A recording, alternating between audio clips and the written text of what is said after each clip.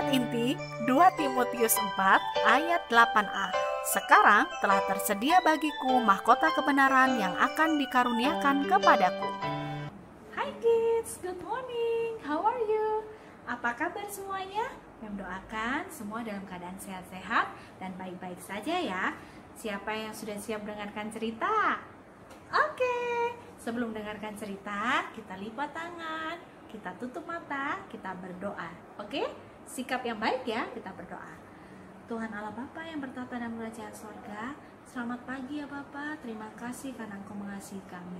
Pada pagi hari ini kami siap mendengarkan firman-Mu kembali.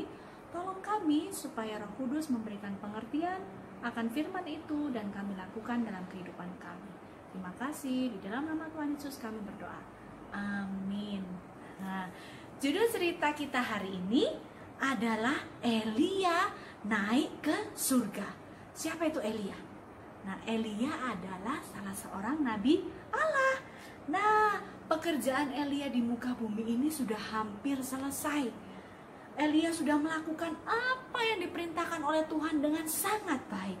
Maka Tuhan berkata kepada Elia, "Elia, kamu sudah melakukan semua tugas yang aku suruh kepadamu dengan sangat baik. Sekarang waktunya kamu akan pergi ke surga." Wah, gimana ya kira-kira perasaan Elia? Pasti sangat-sangat senang. Nah, Elia tahu bahwa harus ada seseorang yang menggantikan dia untuk melanjutkan pekerjaan Tuhan. Selama ini Elia selalu didampingi oleh rekannya atau temannya. Nah, namanya adalah Elisa. Dan Elisa ini adalah seorang yang takut akan Tuhan. Dia juga sangat rajin membantu Elia dalam melakukan pekerjaan Tuhan. Saat itu mereka berdua sedang berjalan. Elia tahu kan, Tuhan tadi sudah bilang bahwa waktunya sebentar lagi dia akan naik ke surga. Kemudian Elia bercakap-cakap dengan Elisa. "Elisa, waktuku sudah sebentar lagi. Aku akan dipanggil Tuhan untuk naik ke surga." Terus aku gimana dong? Aku gak ada temennya Nabi Elia. "Tapi kamu tidak usah takut. Tuhan akan selalu menolong kamu," Elia berkata kepada Elisa. "Oh, aku boleh gak sih meminta sesuatu?" Elisa berkata kepada Elia, "Apa yang ingin kamu minta?" Elisa berkata bahwa sebelum tuanku naik ke surga, aku minta 2 bagian dari roh tuanku untuk tinggal bersamaku, supaya aku juga bisa melakukan pekerjaan-pekerjaan yang seperti tuanku lakukan sewaktu di dunia. Kemudian Elia berpikir sebentar. Apa yang kamu minta itu kayaknya susah, Elisa. Tapi gini deh, kalau kamu melihat ketika aku dibawa Tuhan naik ke surga, berarti kamu akan mendapatkan apa yang kamu minta. Tetapi kalau kamu tidak dapat melihat aku diangkat Tuhan naik ke surga, maka kamu tidak akan mendapatkannya.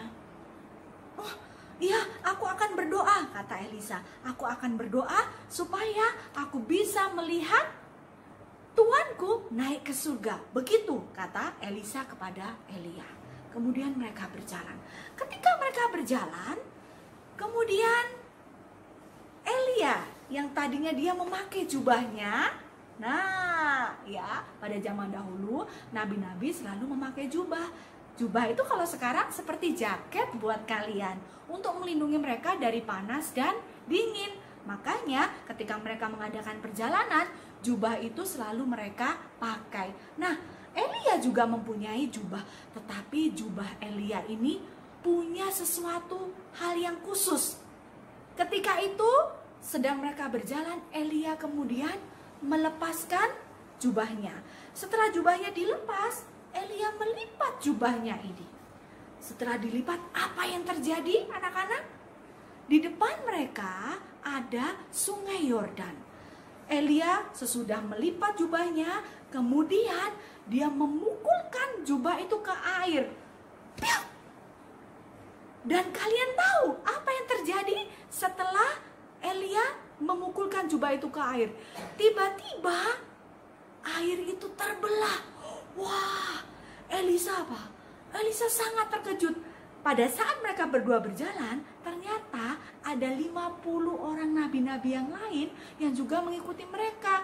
Mereka sangat suka mengikuti Elia, karena Elia ini nabi yang sangat baik.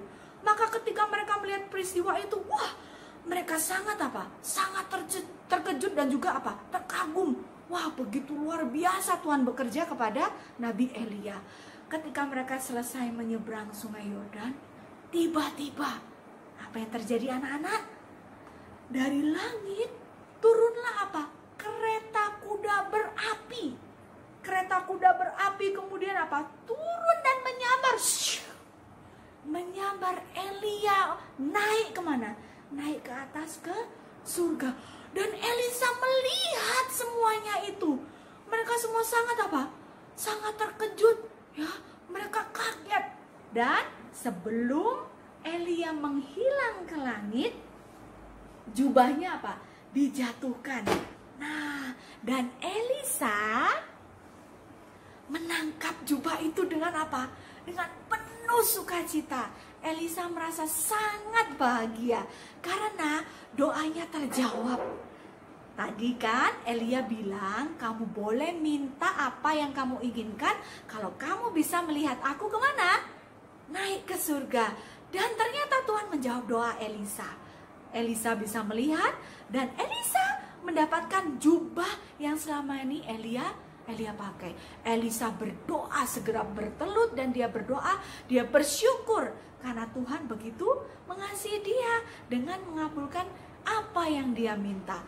Sejak hari itu Elisa semakin dikuatkan bahwa dia memang telah dipilih oleh Tuhan untuk meneruskan pekerjaan Elia sebagai nabi Tuhan di atas dunia ini.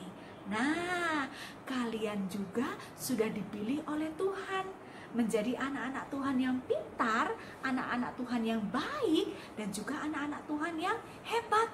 Tuhan itu begitu mengasihi kita. Dia memenuhi segala kebutuhan kita dan apa yang kita perlukan. Seperti tadi, Elisa butuh satu kekuatan, kuasa, dan Tuhan memberikannya lewat apa? Jubah yang Elia sudah berikan. Yang memberikan kuasa itu adalah Tuhan, bukan jubahnya. Tetapi melalui jubah itu, Elisa dikuatkan untuk melakukan pekerjaan Tuhan. Dan Elisa mau menurut kepada Tuhan, sehingga Tuhan selalu memberkati apa yang dia lakukan. Nah, anak-anak juga akan diberkati oleh Tuhan ketika kita menurut dan melakukan yang terbaik bagi siapa? Bagi Tuhan. Maka Tuhan akan senantiasa menuntun kehidupan kita. Sama seperti jubah yang diberikan tadi, jubah ini melindungi kita dari apa? Dari panas atau dari dingin. Tuhan juga akan senantiasa melindungi kehidupan kita. Apa yang kita lakukan, apa yang kita kerjakan, kalau kita berdoa kepada Tuhan, maka Tuhan akan menyertai. Oke? Jadi ya, hari ini kita akan menurut kepada Tuhan. Yang berjanji kita akan lipat tangan, kita akan berdoa. Bapa di surga, terima kasih kami sudah mendengarkan cerita hari ini. Sama seperti Elisa, kami membutuhkan kuasa Tuhan untuk menurut dan melakukan semua pekerjaan baik yang telah Tuhan teladankan. Berkati kami meskipun kami masih kecil untuk dapat menjadi pelayan-pelayan Tuhan yang setia. Berkati juga mama papa yang bekerja, Tuhan akan kirimkan rezeki yang cukup untuk dapat menolong apa yang mereka butuhkan di dalam setiap keluarga. Terima kasih karena Tuhan mengasihi dan memberkati serta memenuhi segala kebutuhan kami. Ini hidup kami, pakailah sesuai dan sesuai dengan kehendak-Mu. Terima kasih Tuhan, di dalam nama Tuhan Yesus kami berdoa. Amin. Sampai jumpa anak-anak.